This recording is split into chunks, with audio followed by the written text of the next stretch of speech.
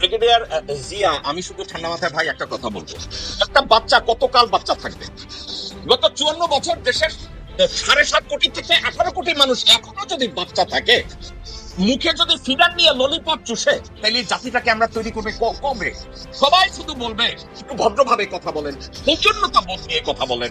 ভাই, ভদ্রতা সৌজন্যতা বোধ নিয়ে আপনারা ইউনিফর্ম পরে অপারেশন ফিল্ডে সফল কবে হয়েছে?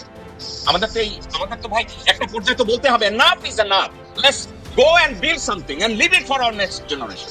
আমি কথাটা শুরু করবো হাসিনুর রহমান বীর থেকে। সরওয়ার আলম সহকারী প্রোগ্রামার বঙ্গভবন, তাকে ডিবিতে নিয়ে এখনো বসায় রাখছে। Is it just I was like আমাদের হাদির হত্যাকারীকে অ্যারেস্ট করতেছে, কালকের মারে করে, পরশুদিন বৌরে করে, এবং পরবর্তী সময় একসময় হারাইয়া যায়। সাবজেক্টটা কি ওইদিকে যাচ্ছে, নাকি আপনি মনে করেন ইজ গোনা কনক্লুড? হাসিন ভাই। ভাই, বিসমিল্লাহির রহিম, উপস্থিত সবাইকে আসসালামু আলাইকুম। আসলে খুব দুঃখজনক আমরা এই নোংরা কর্মকাণ্ডগুলি কেমনে করে করি। একটা ঘটনা ঘটাইলেন, তারপরে আমরা আপনার ঝাড়ু মিছিল করলেন, সাথে সাথে বোঝা যাচ্ছে সামথিং রং। জামাত ইসলাম পরিষ্কার করে এবং তাদের আইটি দিয়ে সম্পূর্ণ দেশ পরিষ্কার করে দিয়েছে তারা জড়িত। এর প্রেক্ষাপটে আমি আশা করি নাই হয়তো দ্বিতীয় তৃতীয় শ্রেণীর নেতারা কথা বলতে পারে, বিএনপির তারেক রহমানও কথা বলছে। এটা আসলে কোনো মতে যায় না শহীদ জিয়ার সাথে বা খালেদা জিয়ার সাথে। আমরা এত নোংরা কথা বলা উচিত না। তারপরে বলবো সরওয়ার আলম অ্যাটলিস্ট ডিবিটাকে নিছে, এবং আইনের যে বিধান সেটা না পালন করে দোষটা চাপানো হবে, দোষ চাপবে সরকারের উপরে। কত সুন্দর একটা সিস্টেম ছিল, কেন ভাই একজন নোংরা জিনিস নিয়ে করতে বলতে হবে, আরো হ্যাক করতে হবে? এই ধরনের রাজনীতি আমরা চাই না। আপনার কমিটমেন্টটা কি করবেন না করবেন সেটা বলেন, কিন্তু একজন নামে নোংরা জিনিস ছড়াবেন, নারী তারপরে ভাই আজকে সুন্দর করে জামাতের আমির পরিষ্কার করছেন, বলছেন যে মন্ত্রী পরিষদের নারীদের দেখতে পাবেন, গ্রহণযোগ্য পরিমাণ। আমার মনে হয় মানুষ আশ্বস্ত হয়েছেন। এইসব ব্যাপারে আমার খুব আসলে আমরা বাংলাদেশের নাগরিক, কেন একজন নোংরা জিনিস নিয়ে আলোচনা করবো, মিথ্যা জিনিস আলোচনা করবো? আর ওই লেভেলে আপনাদের নামে যখন আনন্দবাজার পত্রিকা কথাবার্তা বলা হলো, কোনো কথা তো কি বলেন না এখনো? যে কমিটমেন্ট করে আসা হয়েছে, এগুলি তো কোনো কথা বলেন না। কোথায় আপনি ভুলে গেছেন? গুম খুন নিয়ে বিচারে কোনো কথা বলেন নাই, মিডিয়ার ইস্যু নিয়ে কোনো কথা বলেন নাই, স্বপ্ন চত্বর নিয়ে কোনো কথা বলেন নাই। আমরা তো এগুলি শুনতে চাই, আমরা সেগুলি বলেন না। যেসব জিনিস বলেন, এখন এই ঝাড়ু মিছিল করে ভোট বাড়ছে না কমলো আরো? আপনারা নিজেরাই নিজের বিপদে। আমি আসলে ভাই এই জিনিসটা নিয়ে খুব বিব্রত। এই বিএনপির মতো একটা এত বড় পুরানো দল কতগুলি আউল ফাউল লোক নিয়ে চলতেছেন, তারা এই কাজগুলি করতেছে, বিএনপি ভাবমূর্তি নষ্ট করতেছে। প্রতিটা দিন প্রতিটা মুহূর্তে তাই হচ্ছে। তাদের কোনো ক্ষমতা দেওয়া হয়নি শহীদ জিয়ার দলটাকে নষ্ট করার। এই ক্ষমতা তাদের দেওয়া হয়নি, না পারে ভিন্ন কথা। আদে বাদে লোক নিয়ে, কত জ্ঞানী লোক আছে, তাদেরকে নিয়ে আসুন। এইভাবে আপনি যেটা বলছেন, জ্ঞানী লোক থাকতে হবে আশেপাশে, আমি কোনো জ্ঞানের কোনো লোক দেখতেছি না। আর এই ধরনের অপকর্মগুলি করতেছে একের পর এক। আমি আসলে বিব্রত ভাই, সত্যি কথা বিব্রত। এরকমটা আশা করি না জ্ঞান করতেছে। আপনি কি মনে করেন যে এই সরওয়ারে আলম তাকে যে গ্রেফতার করা হয়েছে, আপনি কি মনে করেন এর আসলে ইনভেস্টিগেশন রিপোর্টটা বেরিয়ে আসবে, অথবা এটা নিয়ে কোনো আলাপ আলোচনার দিকে যাবে, নাকি জাস্ট আইওয়াশ? এটা তো আইওয়াশ তো অবশ্যই হবে, বাট ক্রিমিনাল ইজ আইডেন্টিফাইড। আমার কথা হলো ভাই, সরকার সম্পূর্ণভাবে, বিশেষ করে আমি বলবো আচরণবিধি যা মনে হচ্ছে, আমাদের গোয়েন্দারা কিভাবে এনএসআই ডিজি যায় আমার বলেন, তারা দিয়ে দেখা করতে, এটা কি যায়? কখনো পৃথিবীতে হয়েছে? কখনো? কোনোদিন হয়নি। তারপরে মনে করেন যেসব কর্মকাণ্ড আমরা শুনতেছি অফ রেকর্ড, সবকিছু কাভার করতেছে। জোর করে হলে বিএনপি ক্ষমতা আনতে হবে। আপনি জোর করে কেমন ক্ষমতা আনবেন বিএনপিকে? জনগণ ভোট না নিলে? জনগণের কাছে যান, জনগণকে কোলে আপন করে নেন। তা তো করতেছেন না, কার সাহায্য করার চেষ্টা করতেছেন। এবার যদি কোনো নাম বাজে, একটা সেক্টরে আমরা অ্যাড্রেস করতে পারতেছেন এদের গোয়েন্দা। আমি তো মনে করি ভাই গোয়েন্দাদের কোনো কাজ নেই নির্বাচনের পূর্বে প্রযোগ হলে তার সেই দায়িত্বের গোয়েন্দা, বা নির্বাচনের দিনে কোনো গোয়েন্দার কাজ নাই। আমি চাই না ব্যক্তিগতভাবে কোনো গোয়েন্দা, কোনো ইলেকশন কমিশনার তথা এই যে যারা বিভিন্ন জেলা দায়িত্বে থাকবেন, এদের সাথে কোনো রকম যোগাযোগ করবেন না। তাহলে হাসিন ভাই, আমি আর আপনি we are hitting around the bush. Straight আমার নিজের ওপিনিয়ন, সরওয়ারে আলমকে গ্রেফতার করা হয়েছে পরিস্থিতিটাকে সামাল দেওয়ার জন্য। কারণ সরওয়ারে আলমকে যদি ঠিকমতো ইন্টারোগেট করে, আমি ঠিকমতো ইন্টারোগেট করা তৃতীয় বিশ্বে বাংলাদেশের আর্মি ইন্টেলিজেন্স অথবা ডিবি যেভাবে ইন্টারোগেট করে, উলঙ্গ করে পাছায় ডিম ঢুকায়, আমি ওইটার কথা বলতেছি না। Interrogation is interrogation, there is a system and there is a specific rule how to interrogate somebody. Now interrogate করলেও আপনি মনে করেন কিনা সরওয়ার আলমকে দিয়ে স্বীকার করানোর পরে জেনারেল ওয়াকার এই সাবজেক্টটাকে বাইরে যেতে দেবে? কারণ বাইরে যারা একটু ডাইল ভাত খাইয়া মানুষ হয়েছে, মায়ের দুধ খাইয়া মানুষ হয়েছে, প্রত্যেকটা লোক জানে বঙ্গভবনে যতগুলো অপকর্ম হয় তার পিছনে ওয়াকারের হাত আছে। তো আপনার কেন ভাই- মনে হয় যে ওয়াকার এটা বাইরে যেতে দেবে? আপনার এটা কেন মনে হয়? মনে হয় মানে এখন যদি এটা বাইরে যায় বিএনপির এগেনস্টে যাবে। আমি বুঝি না সেনাবাহিনী কেন বোঝে না, যদি কোনো অপকর্ম ঘটে দোষটা সেনাবাহিনী ঘাড়ে পড়বে। জনগণ কিন্তু ক্ষেপে আছে, অনেক অপকর্ম হয়েছে, তারপরও অনেক অপকর্ম আমরা করছি অতীতে, এবং 111 পরেও আমরা করছি। বিপ্লবের সময় যে সফলজনক ভূমিকা রাখছে শেষ অংশে, এটা হারাবে, মানে তাও একের পর এক ভুল করে যাচ্ছে। আমরা তো সব জনগণের চোখ তো ক্যান্টনমেন্টের দিকে। তো এবার যদি কিছু হয় দোষটা ডিজিএফআই ঘাড়ে পড়বে, এবং তার বিল্ডিং বিল্ডিং একটা থাকবে না, বলে দিলাম। এবং আমরা বলতেছি যে একটা ওয়াকার তো এই কাজ করবে গোয়েন্দার মাধ্যমে, ওয়াকার তো কাজ করবে গোয়েন্দার মাধ্যমে। তৃণমূলের কোনো সেনাবাহিনী অফিসার কোনো অপকর্ম করবে না, আমি গ্যারান্টেড। হ্যাঁ, কাজ করলে গোয়েন্দারা করবে। আমি কথা হলো গোয়েন্দার কোনো কাজ নাই নির্বাচনের দিনে, কোনো কাজ নাই।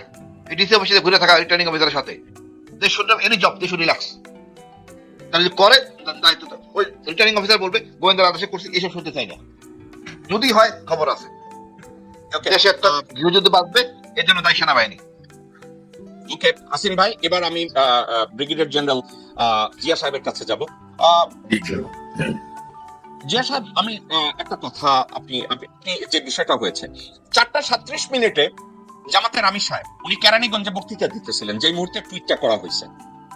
এখন the time a person is giving speech in a public, সামনে হাজার হাজার লোকের সামনে যিনি স্পিচ দিতেছিল, ওই সময় কোনো একজন মানুষ টেলিফোন হাতে নিয়ে তার ডিভাইস থেকে 4 লাইন বা 5 লাইনের একটা টুইট করার ক্যাপাসিটি থাকে কিনা? আপনি একজন শিক্ষিত মানুষ, আপনি আর্মিতে যোগ্যতা ভিত্তিক বিচারে খুব দায়িত্বশীল পজিশন আপনি হোল্ড করেছেন।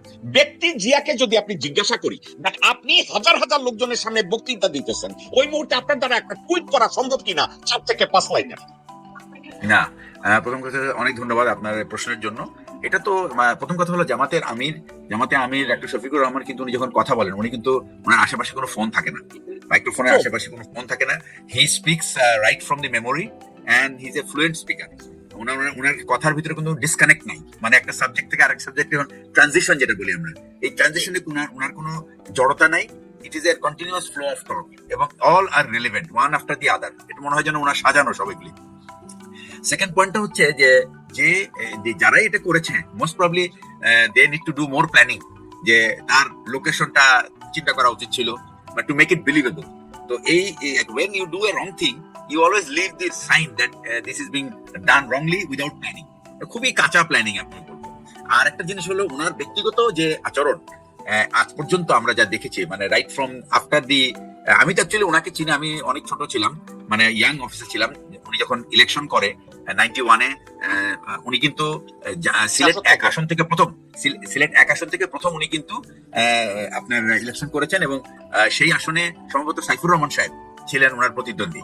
তো উনি কিন্তু সেই আসন থেকে তখন উনি মানে নির্বাচন করেছেন। আমি ওনার নামটা কিন্তু সিলেটেই জানি।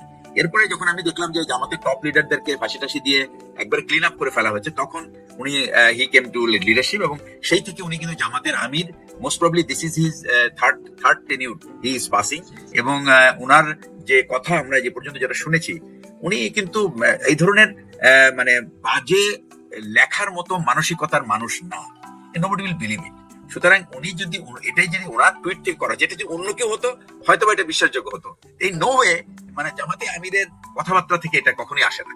আর অ্যাকচুয়ালি আমাদের দেশের এখন কিন্তু এই যে মুহূর্তে পার্টির টপ লিডারশিপ যারা, আমরা কিন্তু এই যে 5ই আগস্টের পরিবর্তনের পরে আমরা একটা আশা করেছিলাম যে তাদের ভিতরে একটা পজিটিভ কালচার, এই যে শেখ হাসিনার সময় যেটা ছিল, সে তো কোনোদিন ভালো কথা কাউকে বলতে পারে নাই, তার মুখে কোনো সুনাম নাই, কোনো প্রেজ নাই, কোনো গ্র্যাটিফিকেশন নাই, কিছুই নাই। সো আমরা ভেবেছিলাম যে যেহেতু ওই ক্যারেক্টারটা ইজ লস্ট ফ্রম দি, যার কারণে কিন্তু পুরো পার্টিটা contaminated, everybody use to do this abuse.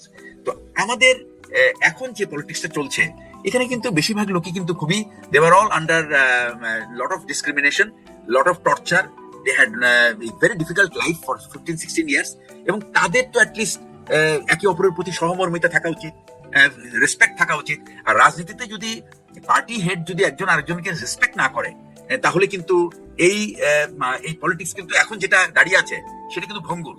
আমি একটু আনঅফিসিয়াল আমি শুনেছি যে ডক্টর শফিকুর রহমান উনি ঢাকা 17 যে জামাতের ক্যান্ডিডেট আছে তাকে স্পেশাল কশন দিয়েছেন উনি, যে আপনি বিএনপি চেয়ারপারসনের বিরুদ্ধে আপনি নির্বাচন করছেন, আপনার কথাবার্তা হতে হবে অত্যন্ত সংযত, এবং উনি কিন্তু একটা দলের নেতা। আমি চাই না যে আপনি কোনোভাবেই ওনার মান সম্মানকে আপনি ক্ষুণ্ণ করে কোনো কথা বলেন। এই কথাটা কিন্তু উনি বলেছেন, এবং এটা উনি এবং উনি খালি ডাক্তার খালিদুজ্জামান না, উনি বরং ওনার লেভেলের বা ওনার পরের লেভেলে যারা সিনিয়র লিডার সবাইকে কিন্তু এই কথাটা বলেছেন যে আপনারা যখনই কথা বলেন, বিশেষ করে মানে প্রেসিডেন্ট জিয়াউর রহমানের সন্তান প্লাস বেগম খালেদা জিয়া ছিল তাদের দীর্ঘদিনের রাজনৈতিক সঙ্গী, এবং ওনার প্রতি এনাদের যে রেসপেক্ট, প্লাস খালেদা জিয়া যখন উনি রাজনীতি করেছেন, যে ইসলামী ধারার যে রাজনীতিবিদরা ছিলেন তাদের প্রতি কিন্তু উনি খুব রেসপেক্টফুল ছিলেন, এবং উনি একটা স্পেশাল ট্রাস্ট ছিল এদের উপরে। এই জামাতের সঙ্গে বিএনপির যে আলাদা করার এই যে চালটা বা স্ট্র্যাটেজিটা, এটা কিন্তু 2001 সনে যখন বিএনপি ক্ষমতায় আসলো, এবং এটা মানে ব্রুট মেজরিটিতে যখন ক্ষমতায় আসে, তখন কিন্তু ব্রিগেডিয়ার জিয়া, আপনি বেয়াদবি নেবেন না, আপনাকে আমি একটু থামাই। আপনি যেটা বলছেন মিউচুয়াল রেসপেক্ট বিটুইন লিডারশিপ, আপনি এই কথাটাই বলতে চাচ্ছেন যে ডক্টর শফিক সাহেব এই কথাটা বলছে। সাবজেক্টটা কিন্তু রেসিপ্রোকাল হওয়া উচিত। শফিক সাহেবও সম্মান করবে, তারেক সাহেবও সম্মান করবে, এটা হওয়া উচিত না? এটা যদি হয়, for example colonel Hasin is Tarique Rahman, he is the chairman of BNP, হঠাৎ করে এই ধরনের একটা টুইট আসলো ওনার নামে, কর্নেল হাসিন কি দলের নেতা হিসেবে ডক্টর শফিককে একটু ফোন করে বলবে না যে চাচা বা আঙ্কেল বা ভাই এই টুইটটা আপনি করেছেন কিনা? উনি কি এটা ভেরিফাই করতে পারতেন না পারতেন না? হ্যাঁ, এবং এটা তো একটা, এটা মনে করেন সেটা নাই করলো, যখন এটা অলরেডি জানা গেল যে এই ঘটনাটা ঘটেছে, এটারও কিন্তু একটা সৌজন্য বোধ যে he could just give a call that আমি শুনলাম এরকম একটা ব্যাপার, this is very ugly, it can happen to me as well, so I feel totally disgusted on the very attempt of assassinating an individual's character, যেটা আমি কোনোভাবে সমর্থন করি না, এবং I am beside you and we will together will fight this cyber hackers. এই যে এটা কথা, এটা যে তারেক রহমানকে একটা কোন একটা লেভেলে তার রেসপেক্টটা বেড়ে যেত। এই যে personal, actually people don't understand this days personal, এই যে রেসপেক্টিং আদার্স, এটা যে কত তাকে এলিভেট করে, এই বিষয়টা মনে হয় আমাদের রাজনীতিবিদদের ভিতরেই নাই, এবং এটা খুবই একটা দুঃখজনক একটা চিত্র আমরা দেখছি। মানে you are not enemy to each other. True, I agree. আপনাকে আমি এটার উপরেই একটা কথা, এই সাবজেক্টটাকে আমি কনক্লুড করব, অন্য বিষয়ে যাব। আপনি কি মনে করেন যে Tarique Rahman and BNP so far এই বিষয়টাকে ঠিকভাবে হ্যান্ডেল করেছে বলে আপনি মনে করেন? I don't think so, I don't think. Okay, এখন আমি আমার ইন্ট্রোডাকশনে একটা কথা বলছি, একটা ট্রেনের ইঞ্জিন যদি লাইনচ্যুত হয়, ওই ট্রেন কি কখনো গন্তব্যে পৌঁছে? না। আপনার কাছে আমি প্রশ্ন করছি, এটা হ্যাঁ বুঝতে পারছি, এটা তো আপনার কখনো ড্রাইভার ইজ ভেরি ইম্পর্টেন্ট। পুরো দলটা কিন্তু তার চাল চলন, তার কন্ডাক্ট, তার বিহেভিয়ার, তার অ্যাটিটিউড, এগুলোর উপরে কিন্তু ইট ইজ অল, মানে এইটার ইফেক্টটা এন্টায়ার দলের উপরে পড়বে। সুতরাং এইখানে যদি টপ লেভেলে যদি এই অবস্থা হয়, নিচের দিকে কিন্তু আরো ভয়াবহ অবস্থা হবে। সুতরাং এই কথাটা একটা কথা আপনি আমাকে বলছেন, গত 16 বছরের অপশাসনের জন্য contamination within the society, within the family, within the political arena, total জিনিসটা কন্টামিনেটেড।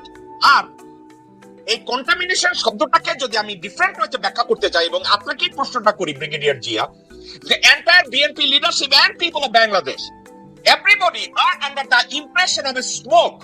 তারেক জি আইসা বললেন I have a plan, এবং প্ল্যানের মধ্যে সোফার আমরা দেখলাম ফ্যামিলি কার্ড, এবং প্রতিদিন শুনলাম মা আয়েশার নেতৃত্বে বদরের যুদ্ধ হয়েছে। না, এর বাইরে কি আপনি কোনো প্ল্যানের কথা জানেন বা শুনেন? আপনি বলছেন contamination, I agree, I don't disagree, but other than smoke আপনি আর কিছু দেখছেন কিনা সোফার? না, আমি তো মনে করেন যে আমি ফিল করি, মানে if I was in his position I would have had a different strategy, but আমার কাছে যেটা মনে হয় he has a preset things and he just playing it. এই প্রি-সেট যে plan, that plan will not work in any politics. Actually, politics changes almost every day. Even the morning and the evening, the mood might be different. একটা incident can redirect or it can simply show a different result in your support. আরেকটা জিনিস হলো যে আমাদের এটার আরেকটা কারণটা হচ্ছে, আমি আপনাকে বলি, সেটা হচ্ছে যে আনফরচুনেটলি আমাদের media, they have given him a feeling actually you are unchallenged, nobody can challenge you. এই যে একটা ফিলিংস দেওয়া, and that's how Hasina was created. And the same way the media is cooking Mr. Tariq Zia to be another, maybe another autocrat. But that particular, এবং এটা কিন্তু this is just the beginning. এটা কিন্তু শুরু হয়ে গেছে। It's a huge race going on, who could be a better weller than the other. হাসিনার police বা পেটোয়া বাহিনী তো নেই, তাহলে এই গুলি চালালো কারা? এর উত্তর যদি খুঁজতে চাই তবে নিজেকে থুতু দিতে হবে, অর্থাৎ নিজের ছায়াকে নিজেই গালি দিতে হবে। 2000-এর অধিক ছাত্র জনতা, 40,000-এর অধিক এদেশের সবচেয়ে সাহসী প্রাণগুলো যারা আহত হয়েছে, তাদের রক্তের বিনিময়, তাদের কান্নার বিনিময়, তাদের পরিবারের শোকের বিনিময় যে নতুন বাংলাদেশ পেয়েছি, সেই বাংলাদেশ আজ আবারও রক্তাক্ত হয়েছে। শরীফ ওসমান হাদির মৃত্যুর পর কেবল একটি দাবি ছিল ইনকিলাব মঞ্চের, সেটি হলো বিচার। আমরা দেখেছি ওসমান হাদির মৃত্যুর এতদিন পরও এই রাষ্ট্র কোনো ব্যবস্থা নেয়নি। এই রাষ্ট্রের গোয়েন্দা সংস্থার অন্যতম একজন বিদেশে থাকা বা আত্মগোপনে থাকা একজন ব্যক্তি বলে দিচ্ছে কি হচ্ছে, রাষ্ট্র সেই বক্তব্য দিয়ে দিচ্ছে।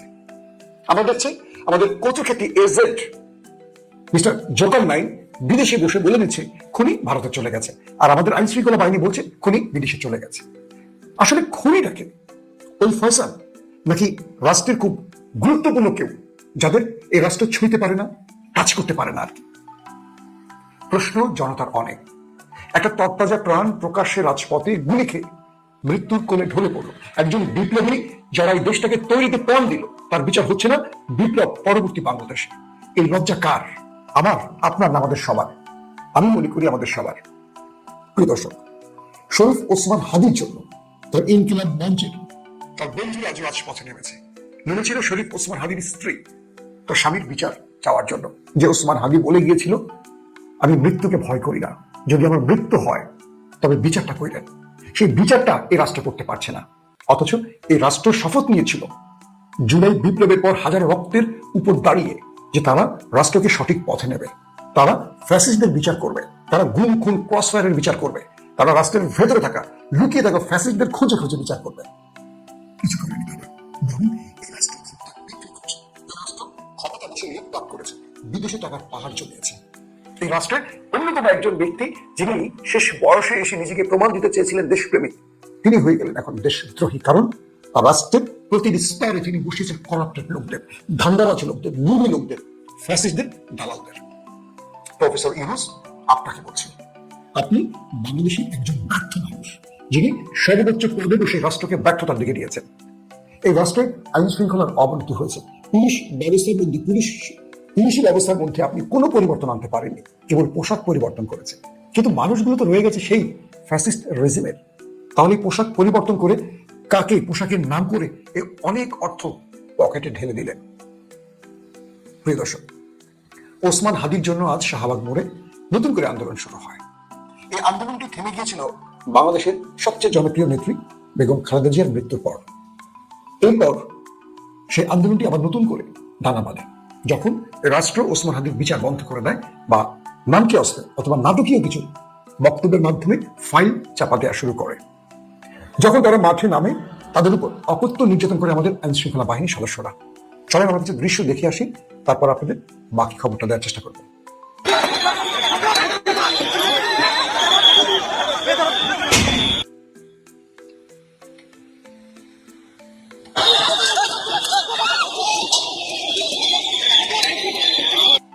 হাসিনার পুলিশ তো দেখেছেন আপনারা গত 15.5 বছরে। দেখেন সেই হাসিনার পুলিশদের একটা মেয়েকে কিভাবে রাস্তায় পেটাচ্ছে পুলিশ। মেয়েটা কি করছে ফুটেজ দেখে বলেন। এই যে লাঠি দিয়ে মেয়েটাকে পুলিশ পেটালো, এই পুলিশের ব্যবস্থা কেউ নেবে? এই রাষ্ট্র নেবে? ইউনূস সাহেবকে নেবেন, যিনি সবচেয়ে সুন্দর সুন্দর বক্তব্য দেন, তিনি উন্নত বিশ্বের আদর্শ নিয়ে বাংলাদেশকে আদর্শিত করতে এসছেন, তিনি কি জবাব দেবেন? ফুটেজটা আরেকবার চেক করেন কিভাবে মেয়েটাকে মারছে।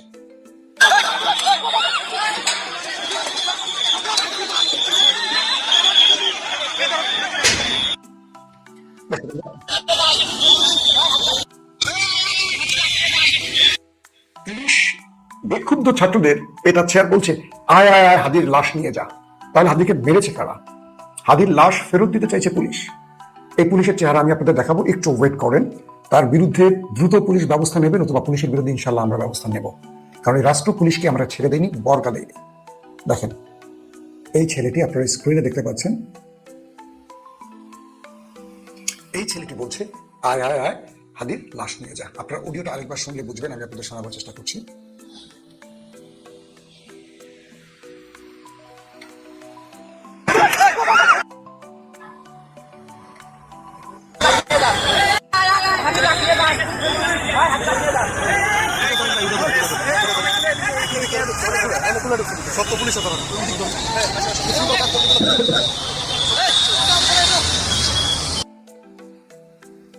দর্শক, এই ঘৃণ্য কাজের কি জবাব দেবে আমাদের পুলিশ বাহিনী, যারা 15.5 বছরে